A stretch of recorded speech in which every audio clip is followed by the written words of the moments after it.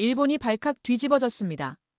일본의 위기는 지진보다 더 큰 문제점이 있다고 주장하는 여대생의 충격적인 발언 때문인데요. 이로 인해 일본 정부는 어찌할 바를 모르고 있습니다. 마이는 일본인들이 알고 있는 한국의 모습은 완전히 잘못되었다며 한국의 기술력과 문화적 성숙도는 일본을 앞서고 있다는 충격적인 발언을 했습니다.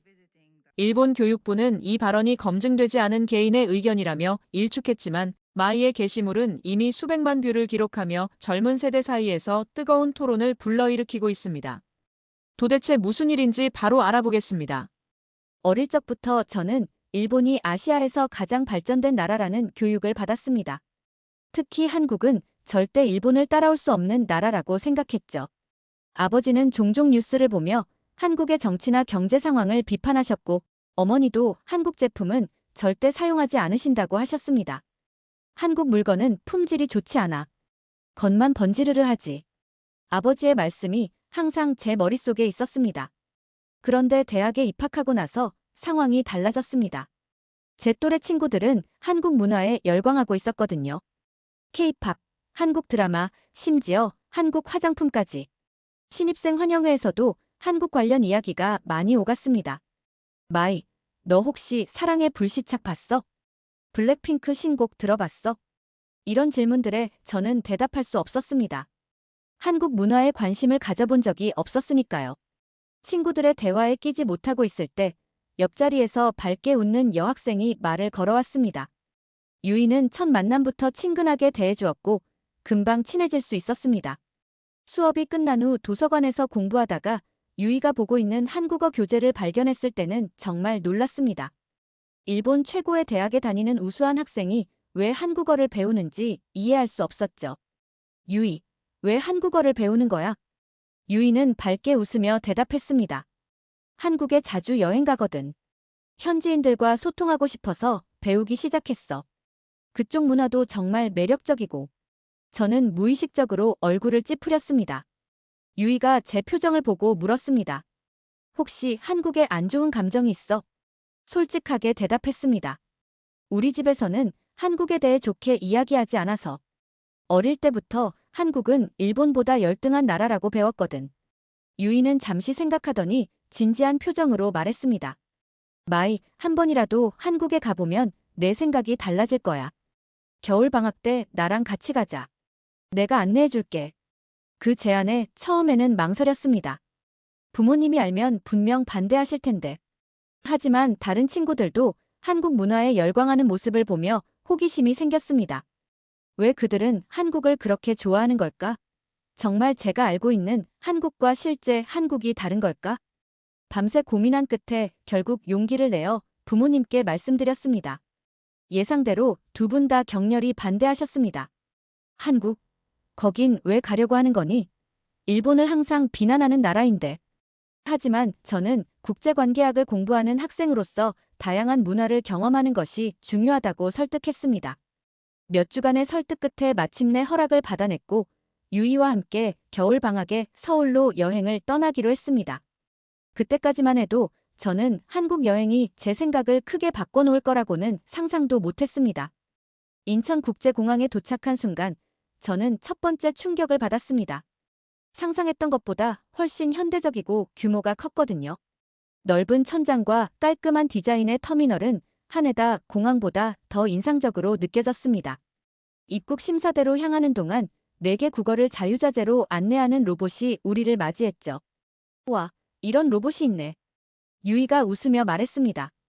인천공항은 여러 번 세계 최고의 공항으로 선정된 적이 있어. 서비스도 정말 좋지. 입국 심사는 예상보다 빠르게 진행되었고 수화물도 금방 찾을 수 있었습니다. 공항 철도를 타고 서울 시내로 향하는 동안 창밖으로 보이는 풍경이 일본과 크게 다르지 않다는 생각이 들었습니다. 하지만 곧 서울역에 도착했고 그곳에서 지하철로 갈아타며 두 번째 충격을 받았습니다. 서울의 지하철은 도쿄의 지하철과 비슷하면서도 달랐습니다. 우선 역내가 상당히 깨끗했고 와이파이가 모든 역과 지하철 안에서 무료로 제공되었습니다. 교통카드 하나로 버스와 지하철을 모두 이용할 수 있다는 점도 편리했죠. 도쿄에서는 철도 회사마다 다른 교통카드를 사용해야 하는 경우가 많은데 말입니다. 여기 지하철 정말 깨끗하고 편리하네. 와이파이도 잘 터지고. 유이는 익숙한 듯이 지하철 노선도를 확인하며 말했습니다. 맞아. 한국은 인터넷 인프라가 세계 최고 수준이야. 어디서든 빠른 인터넷을 이용할 수 있지. 이동하는 동안 저는 창밖으로 보이는 서울의 모습을 관찰했습니다. 높은 빌딩들과 세련된 상점들, 분주하게 움직이는 사람들. 부모님이 말씀하셨던 한국은 일본보다 한참 뒤처진 나라라는 말이 마음속에서 흔들리기 시작했습니다. 숙소에 짐을 풀고 첫날 일정으로 유이가 서대문형무소 역사관을 방문하자고 제안했습니다. 처음에는 왜 하필 그런 우울한 곳을 가자고 하는지 이해할 수 없었지만 유이의 표정은 진지했습니다. 마이, 우리가 알아야 할 역사가 있어. 내가 한국을 제대로 이해하려면 꼭 가봐야 할 곳이야. 서대문형무소에 도착하자 심장이 무겁게 느껴졌습니다. 이곳은 일제강점기 시절 독립운동가들이 투옥되고 고문받았던 장소였습니다. 전시관을 천천히 둘러보며 일제의 잔혹한 고문 도구들과 독립운동가들의 이야기를 접했습니다. 특히 유관순이라는 어린 여학생의 이야기에 가슴이 아팠습니다. 그녀는 저보다 어린 나이에 독립운동을 하다가 체포되어 이곳에서 고문을 받고 숨을 거두었다고 했습니다. 일본에서는 이런 역사에 대해 제대로 배우지 못했어요. 유이는 조용히 고개를 끄덕였습니다. 일본과 한국의 역사 교육에는 큰 차이가 있어. 우리가 배우지 못한 것들이 많아. 서대문형무소를 나오면서 마음이 무거웠습니다. 학교에서 배운 역사와 이곳에서 본 역사 사이의 괴리가 너무 컸습니다. 우리 교육이 뭔가 숨기고 있는 게 아닐까? 하는 의문이 들기 시작했습니다. 특히 충격적이었던 것은 전시관 영상에서 본 일본인 헌병들이 한국인 독립운동가들을 고문하는 장면이었습니다. 가혹한 고문 방법과 비인간적인 대우에 눈물이 날 것 같았습니다. 일본에서는 이런 잔혹한 역사를 자세히 가르치지 않았습니다. 학교에서는 일본이 한국의 근대화를 도왔다는 식으로만 배웠는데 실제 역사는 전혀 달랐던 것입니다. 왜 이런 역사를 우리는 제대로 배우지 않는 걸까요? 유이는 깊은 한숨을 내쉬며 말했습니다. 역사는 승자에 의해 쓰이는 경우가 많아. 하지만 우리가 진실을 외면한다고 해서 그 역사가 사라지진 않아. 전시관을 둘러본 후 서대문형무소 마당에 있는 벤치에 앉아 잠시 침묵했습니다. 주변에는 한국인 관람객들이 많았는데 신기하게도 그들은 저와 유이를 적대적으로 바라보지 않았습니다. 오히려 몇몇은 친절하게 길을 안내해주거나 미소를 건네주기까지 했습니다. 이런 경험들이 저에게 새로운 의문을 던졌습니다. 한국인들은 이토록 아픈 역사가 있음에도 왜 일본인인 저희에게 적대감을 보이지 않는 걸까요? 그들의 성숙함과 포용력이 저를 더욱 부끄럽게 만들었습니다. 서대문형무소를 나온 후 유이는 근처의 작은 한식당으로 저를 데려갔습니다. 음식을 주문하려는데 주인 할머니가 우리가 일본어로 대화하는 것을 듣고 다가왔습니다. 일본에서 오셨나요? 유이가 서툰 한국어로 대답했습니다. 네, 도쿄에서 왔어요. 예상과 달리 할머니는 환한 미소를 지으며 말씀하셨습니다. 잘 왔어요. 많이 드세요. 그리고는 우리가 주문하지 않은 몇 가지 반찬을 더 가져다 주셨습니다. 옆 테이블에 앉아 계시던 노인분들도 우리에게 친절하게 인사를 건네셨습니다. 제가 어색하게 한국어로 안녕하세요라고 인사하자 모두 박수를 치며 좋아하셨죠. 한국말 잘하네. 많이 보고 배워가요. 저는 그 순간 혼란스러웠습니다. 서대문형무소에서 본 잔혹한 역사에도 불구하고 왜 이분들은 일본에서 온 저희를 이렇게 따뜻하게 대해주는 걸까요? 식사를 마치고 계산할 때 유이가 할머니께 물었습니다. 왜 이렇게 친절하게 대해주세요? 우리가 일본에서 왔는데. 할머니는 잠시 생각하시더니 차분하게 대답하셨습니다. 옛날 일은 옛날이고 너희들은 너희들이지.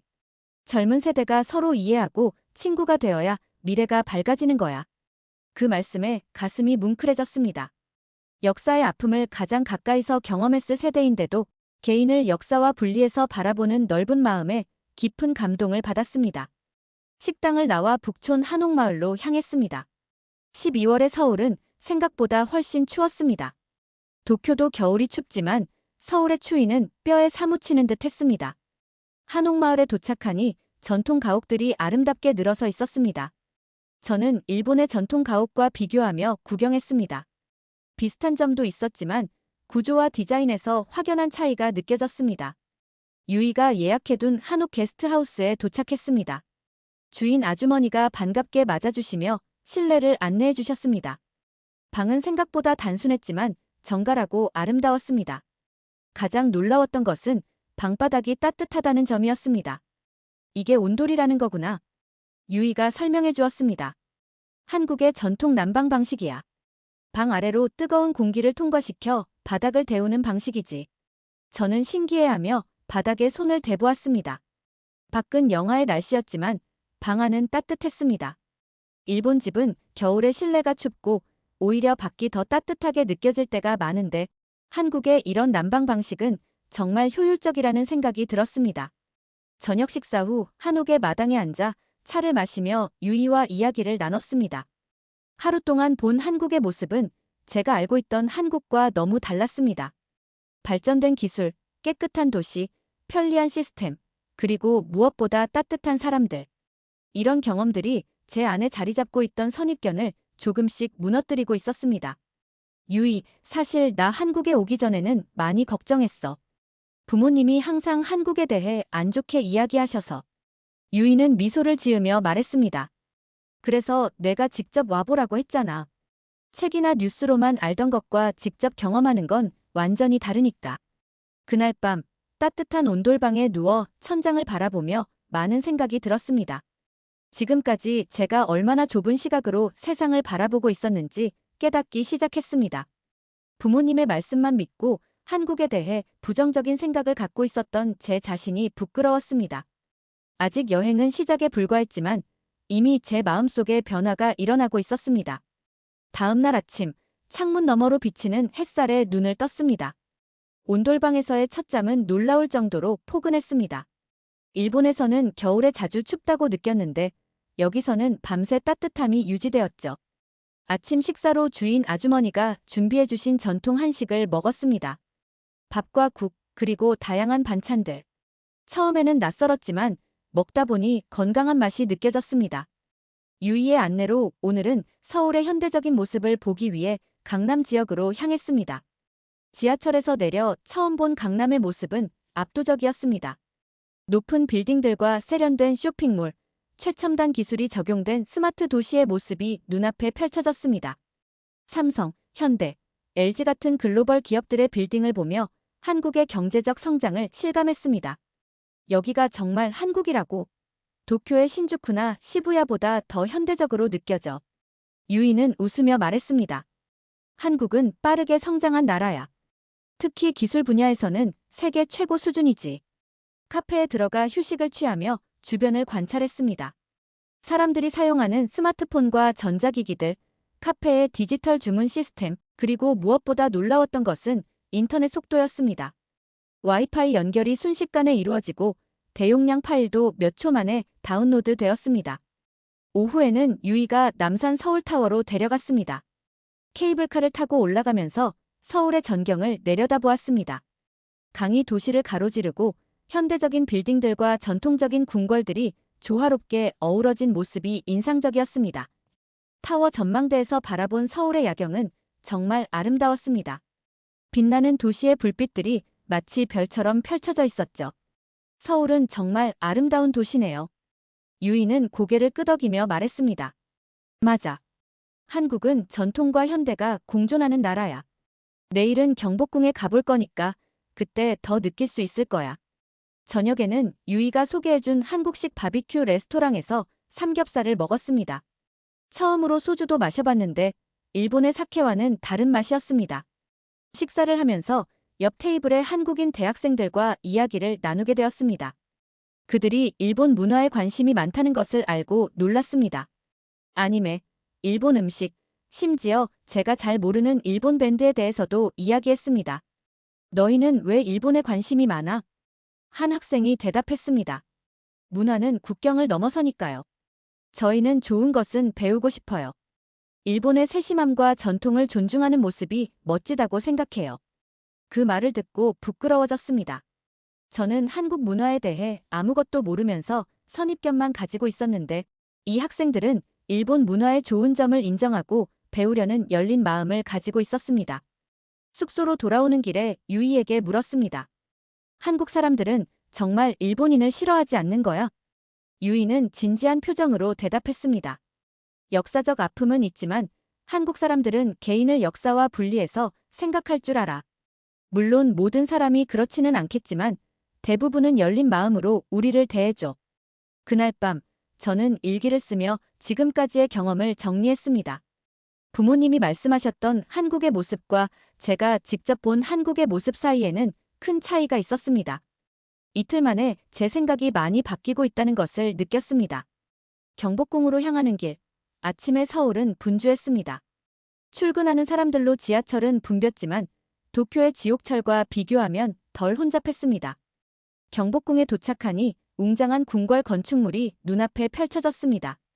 일본의 성이나 궁궐은 다른 색채와 구조가 인상적이었습니다. 와, 생각보다 훨씬 크고 아름답네요. 유이가 설명해 주었습니다. 경복궁은 조선 왕조의 법궁이었어. 한국의 역사와 문화가 집약된 곳이지. 궁 안을 천천히 둘러보며 한국의 전통 건축미를 감상했습니다. 화려한 단청과 섬세한 목공예, 그리고 과학적으로 설계된 건물 배치가 놀라웠습니다. 특히 근정전의 웅장함과 경회로의 아름다움은 말로 표현하기 어려웠습니다. 일본 건축과 비슷한 요소도 있었지만 분명한 차이점도 있었습니다. 경복궁 관람을 마치고 점심으로 비빔밥을 먹었습니다. 다양한 색깔의 야채와 고추장의 조화가 맛있었습니다. 식사 후 유이가 인사동으로 데려갔습니다. 전통 공예품과 예술작품을 판매하는 가게들이 줄지어 있었고 거리 공연도 볼 수 있었습니다. 한 도자기 가게에서 주인 아저씨와 이야기를 나누게 되었습니다. 그분은 30년 넘게 도자기를 만들어 오셨다고 했습니다. 제가 일본에서 왔다고 하자 일본의 도자기에 대해 물으셨습니다. 일본의 도자기도 아름답지. 특히 카가와와 아리타 도자기는 세계적으로 유명하잖아. 저는 부끄럽게도 일본 도자기에 대해 잘 알지 못했습니다. 오히려 이 한국 도예가가 일본 도자기에 대해 더 많이 알고 있는 것 같았습니다. 그분은 한국과 일본의 도자기 기법의 차이점에 대해 열정적으로 설명해 주셨고 양국의 문화 교류가 얼마나 중요한지 강조하셨습니다. 예술에는 국경이 없어.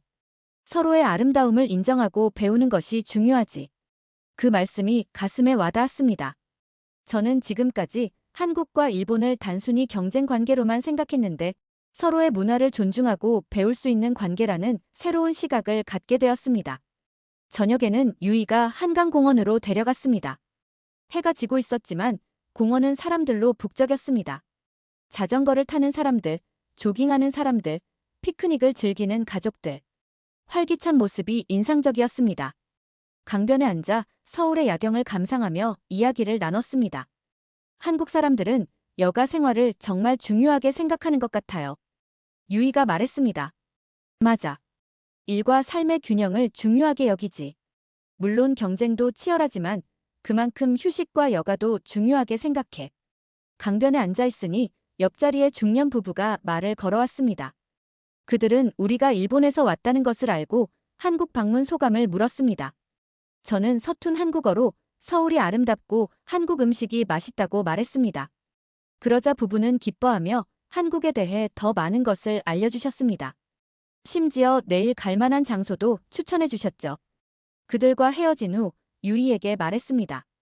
정말 친절하네요.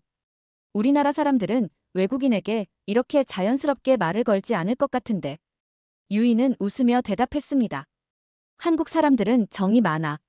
특히 외국인들에게 자신의 문화를 소개하는 것을 좋아하지. 숙소로 돌아가는 길에 편의점에 들렀습니다. 일본의 편의점도 다양한 상품을 판매하지만 한국의 편의점은 더 다양한 음식과 생활용품을 갖추고 있었습니다. 특히 준비된 식사 종류가 더 많았고 심지어 간단한 요리도 가능했습니다. 저는 호기심에 한국 라면을 사서 편의점에서 바로 끓여 먹었습니다. 매웠지만 맛있었습니다. 한국은 정말 편리한 나라네요. 모든 것이 잘 갖춰져 있고 시스템이 효율적이에요. 유이는 고개를 끄덕였습니다. 그래서 내가 한국을 좋아하는 이유 중 하나야. 여행자에게 정말 편리한 나라지. 그날 밤 숙소에 돌아와 창밖을 바라보며 생각했습니다. 지금까지 제가 한국에 대해 갖고 있던 선입견이 얼마나 잘못되었는지 점점 더 명확해졌습니다. 부모님의 말씀만 믿고 한국을 판단했던 제 자신을 반성하게 되었습니다. 무지에서 오는 편견이 얼마나 위험한지 깨닫는 순간이었습니다. 여행 넷째 날, 유이는 저를 명동과 동대문 쇼핑 지역으로 데려갔습니다. 명동은 젊은이들로 가득한 쇼핑의 메카였습니다. 화장품 가게가 특히 많았고 일본인 관광객들도 쉽게 볼 수 있었습니다. 한국 화장품의 인기가 왜 그렇게 높은지 이해할 수 있었습니다. 품질이 좋으면서도 가격이 합리적이었거든요. 일본에서는 이 정도 품질의 화장품이 2배는 더 비싸겠네. 유이가 말했습니다. 그래서 많은 일본 여성들이 한국 화장품을 사러 오는 거야. 가성비가 정말 좋거든. 화장품 몇 가지를 구입한 후 동대문 디자인 플라자 DDP로 향했습니다. 미래적인 디자인의 건물은 그 자체로 예술작품 같았습니다. 내부에는 다양한 디자인 전시와 패션 매장들이 있었습니다. 한국의 현대 디자인과 창의성을 엿볼 수 있는 공간이었죠. 이 건물은 자하 하디드라는 세계적인 건축가가 설계했어. 한국은 세계적인 디자인과 자국의 창의성을 결합하는 데 뛰어나거든. 저는 감탄하며 건물의 곡선미를 바라보았습니다. 도쿄에도 멋진 건물들이 많지만 이런 과감한 디자인의 공공건물은 드물었습니다. 한국이 얼마나 미래지향적인 나라인지 다시 한번 느꼈습니다. 점심으로는 유이가 추천한 삼계탕을 먹었습니다. 닭 한 마리가 통째로 들어간 뜨거운 국물은 추운 겨울에 몸을 따뜻하게 해주었습니다. 식사 후 차를 마시며 쉬고 있을 때 옆 테이블에서 한 노부부가 일본어로 메뉴를 읽으려고 애쓰고 있었습니다. 저는 용기를 내어 그분들에게 다가가 도움을 드렸습니다. 저도 일본에서 왔어요. 도와드릴까요? 노부부는 반가워하며 고마워하셨습니다. 간단한 대화를 나누는 동안 그분들이 50년 넘게 결혼 생활을 하셨고 은퇴 후 아시아 여행을 하고 계시다는 것을 알게 되었습니다. 한국이 첫 번째 목적지라고 하셨습니다. 처음에는 한국에 오는 것을 걱정했어요. 일본인에게 불친절할까봐. 하지만 정말 따뜻하게 대해줘서 놀랐답니다. 그 말을 듣고 저도 똑같은 걱정을 했었다는 것을 떠올렸습니다. 그리고 그것이 얼마나 근거 없는 두려움이었는지도요. 노부부와 헤어질 때 서로 연락처를 교환했고 도쿄에 오시면 꼭 연락해달라고 말씀드렸습니다. 오후에는 남이섬이라는 곳을 방문했습니다. 서울에서 1시간 반 정도 떨어진 이 작은 섬은 아름다운 자연경관으로 유명했습니다. 특히 메타세코이아 나무가 늘어선 길은 마치 동화 속 풍경 같았습니다. 이곳은 겨울연가라는 드라마 촬영지로 유명해. 그 드라마 때문에 많은 일본인들이 한국에 관심을 갖기 시작했어. 유이의 설명을 들으며 섬을 거닐었습니다. 겨울이라 쌀쌀했지만 그만큼 관광객이 적어 조용히 경치를 즐길 수 있었습니다. 이국적인 풍경 속에서 사진을 찍으며 행복한 시간을 보냈습니다. 저녁에는 전통 공연을 관람했습니다. 한국의 전통 음악과 춤이 어우러진 공연은 생소했지만 매력적이었습니다. 특히 장구와 북소리가 만들어내는 리듬은 가슴을 울리는 것 같았습니다. 공연자들의 화려한 의상과 열정적인 표현에 완전히 매료되었습니다. 한국의 전통 예술도 정말 아름답네요. 이런 것은 배우지 않으면 알 수 없는 문화인 것 같아요. 유이는 미소를 지으며 말했습니다. 그래서 여행이 중요한 거야. 책으로 배울 수 없는 것들을 직접 경험할 수 있으니까. 숙소로 돌아오는 길에 한국의 길거리 음식을 맛보았습니다. 떡볶이, 어묵, 호떡 등 다양한 음식들이 있었죠. 매콤하고 달콤한 맛이 특이했지만 중독성이 있었습니다. 특히 호떡의 달콤한 맛은 잊을 수 없을 것 같았습니다. 그날 밤, 저는 부모님께 메시지를 보냈습니다. 한국에서의 경험과 제가 느낀 점들을 솔직하게 전했습니다. 처음으로 부모님의 말씀이 잘못되었다는 것을 직접적으로 말씀드렸습니다. 잠시 망설였지만 진실을 알려드리는 것이 중요하다고 생각했습니다. 부모님의 답장은 없었지만 언젠가는 이해해 주실 거라고 믿었습니다. 5째 날 아침, 일본에서 온 메시지 알림 소리에 눈을 떴습니다. 어머니였습니다. 어제 메시지 받았다. 내가 그렇게 느꼈다니 놀랍구나. 귀국하면 자세히 이야기해 주렴. 짧지만 의미 있는 메시지에 미소가 지어졌습니다. 적어도 어머니는 제 경험에 귀 기울일 준비가 되어 있는 것 같았습니다. 아버지의 메시지는 없었지만 그것도 시간이 지나면 달라지리라 생각했습니다. 오늘은 마지막으로 한국의 전통시장인 광장시장을 방문했습니다. 시장의 활기찬 분위기와 다양한 음식들, 특히 빈대떡의 맛은 잊지 못할 것 같았습니다. 시장에서 나와 근처 카페에 앉아 지난 며칠간의 여행을 되돌아보았습니다. 유이, 솔직히 말하면 처음에는 한국에 오는 것을 많이 망설였어. 하지만 지금은 정말 잘 왔다고 생각해. 유이는 미소를 지으며 고개를 끄덕였습니다. 그럴 줄 알았어. 내가 어떤 반응을 보일지 기대했거든.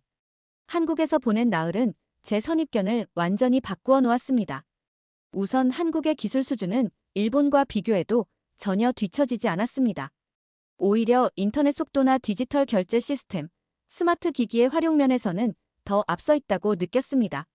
지하철에서 와이파이가 끊김없이 연결되고 카페나 식당에서 계산할 때 간편하게 모바일 결제를 사용하는 모습이 인상적이었습니다. 일본도 기술 선진국이라고 생각했는데 한국은 일상생활에서 기술을 더 효율적으로 활용하는 것 같아요. 또한 한국의 도시 계획과 공공시설도 매우 인상적이었습니다. 서울은 현대적인 건물들과 전통적인 궁궐 그리고 자연이 조화롭게 어우러져 있었습니다. 청계천이나 한강공원처럼 시민들을 위한 공간이 잘 조성되어 있다는 점도 좋았습니다. 일본의 도시들도 아름답지만 한국의 도시는 더 역동적이고 개방적인 느낌이었습니다. 음식 문화에서도 새로운 발견이 많았습니다. 일본 음식이 정갈하고 섬세하다면 한국 음식은 더 대담하고 풍부한 맛을 가지고 있었습니다. 김치, 고추장, 된장찌개 등 처음에는 강한 맛이 낯설었지만 먹다 보니 그 깊은 맛에 매료되었습니다. 무엇보다 가장 인상적이었던 것은 한국 사람들의 따뜻함과 개방성이었습니다. 역사적으로 어려운 관계에도 불구하고 많은 한국인들이 저를 개인으로 대해주었습니다. 서대문 형무소에서 본 아픈 역사가 있음에도 불구하고 노인들까지도 일본인인 저를 환대해주신 모습은 큰 감동이었습니다. 다카하시, 일본에 돌아가면 부모님께 이 모든 것을 말씀드릴 거예요. 한국에 대한 잘못된 인식을 바꾸고 싶어요. 유이는 진지한 표정으로 말했습니다. 그게 중요한 거야. 우리 세대가 과거의 오해와 편견을 넘어서야 해. 창밖으로 서울의 풍경을 바라보며 생각했습니다. 일본과 한국은 서로 배울 점이 많은 이웃나라라고 생각했어요. 내일이면 일본으로 돌아갑니다. 하지만 이제 제 마음속에는 완전히 다른 한국의 이미지가 자리 잡았습니다. 일본으로 돌아오는 비행기 안, 창밖으로 보이는 구름을 바라보며 지난 며칠간의 여행을 정리해 보았습니다. 한국에서의 경험은 제 인생에서 가장 값진 교훈 중 하나였습니다. 한 나라에 대한 선입견이 얼마나 깊이 뿌리내릴 수 있는지, 그리고 그것을 깨기 위해서는 직접 경험이 얼마나 중요한지 깨달았습니다. 하네다 공항에 도착해 집으로 가는 기차 안에서도 계속 생각에 잠겼습니다. 이제 부모님을 어떻게 설득할 수 있을까? 특히 아버지께서는 고집이 세신 편인데. 그래도 진실을 말씀드리는 것이 옳다고 생각했습니다. 집에 도착하자 어머니가 반갑게 맞아주셨습니다. 아버지는 여전히 회사에 계셨죠. 마이, 여행은 어땠니? 별일 없었니? 저는 깊은 숨을 들이신 후 대답했습니다. 어머니, 정말 놀라운 경험이었어요. 제가 한국에 대해 알고 있던 모든 것이 잘못되었다는 걸 깨달았습니다. 어머니의 표정이 복잡해 보였습니다. 저는 여행 사진을 보여드리며 하나하나 설명해 드렸습니다. 인천공항의 현대적인 시설, 깨끗하고 효율적인 지하철, 온돌 난방이 된 한옥, 역동적인 서울의 거리들. 그리고 무엇보다 친절했던 한국 사람들의 이야기를 들려드렸습니다. 어머니, 우리가 지금까지 한국에 대해 오해하고 있었던 것 같아요. 직접 가보니 완전히 다른 나라였어요. 어머니는 잠시 침묵하시더니 조용히 말씀하셨습니다. 사실 나도 한국에 가본 적이 없어. 그저 주변 사람들이 하는 말을 듣고 그렇게 생각했던 거지. 저녁 식사 시간, 아버지께서 돌아오셨습니다. 처음에는 제 이야기를 듣지 않으려 하셨지만 결국 테이블에 앉아 들어주셨습니다. 서대문 형무소에서의 경험을 이야기할 때는 아버지의 표정이 굳어졌지만 한국 노인들이 저희를 따뜻하게 대해준 이야기를 들려드리자 조금씩 표정이 누그러지는 것을 느낄 수 있었습니다. 설마 내가 그런 말을 할 줄은 몰랐구나. 아버지의 말씀에 저는 용기를 내어 더 이야기했습니다. 아버지, 직접 경험해보지 않고 판단하는 것은 위험한 것 같아요. 한국은 우리가 생각했던 것보다 훨씬 발전했고 사람들도 정말 친절했어요. 우리가 역사적으로 어려운 관계임에도 불구하고 말이에요. 식사가 끝나고 아버지는 거실로 가셨습니다. 한동안 조용히 계시더니 갑자기 말씀하셨습니다. 다음 휴가 때 우리도 한번 가볼까? 그 말에 저는 놀라서 아버지를 바라보았습니다. 어머니도 놀란 표정이었지만 곧 밝게 웃으시며 말씀하셨습니다. 좋은 생각이네요.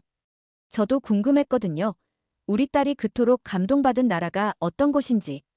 그날 밤 유이에게 메시지를 보냈습니다. 부모님께서 다음 휴가 때 한국에 가보고 싶다고 하셨어. 믿어지지 않아. 유이의 답장이 곧 왔습니다. 봤지? 직접 경험이 얼마나 중요한지. 내 부모님도 곧 생각이 바뀔 거야. 다음 날 대학교에 돌아가 다른 친구들에게도 한국 여행 이야기를 들려주었습니다. 많은 친구들이 이미 한국에 관심을 가지고 있었지만 몇몇은 저처럼 아직 선입견을 가지고 있었습니다. 제 이야기를 듣고 그들도 한국에 가보고 싶다고 했습니다. 한 달 후 국제관계학 수업에서 교수님이 한일 관계에 대한 발표를 준비해오라고 하셨습니다. 저는 주저없이 그 주제를 선택했고 제 경험을 바탕으로 양국의 오해와 편견을 어떻게 극복할 수 있는지에 대해 발표했습니다. 발표 후 교수님께서 칭찬해 주셨고 다른 학생들도 많은 관심을 보여주었습니다. 봄방학 때는 부모님과 함께 약속대로 한국을 다시 방문했습니다. 이번에는 제가 가이드가 되어 서울뿐만 아니라 부산과 경주까지 다녀왔습니다. 아버지는 처음에는 어색해하셨지만 한국의 기술과 발전상을 보시고는 감탄하셨습니다. 어머니는 한국 음식과 문화에 완전히 매료되셨고 귀국 후에는 한국 요리를 배우기 시작하셨습니다. 대학 졸업 후 저는 한일 관계 개선을 위한 NGO 단체에서 일하기로 결심했습니다. 유이도 같은 단체에서 활동하게 되었고 우리는 양국의 젊은이들이 서로를 더 잘 이해할 수 있도록 문화 교류 프로그램을 기획하고 있습니다. 처음 서울에 발을 디뎠을 때만 해도 이 여행이 제 인생을 이렇게 크게 바꿔놓을 줄은 상상도 못했습니다. 편견을 깨고 새로운 시각으로 세상을 바라보게 된 것은 제 인생에서 가장 소중한 성장이었습니다. 그리고 이 여정은 아직 끝나지 않았습니다.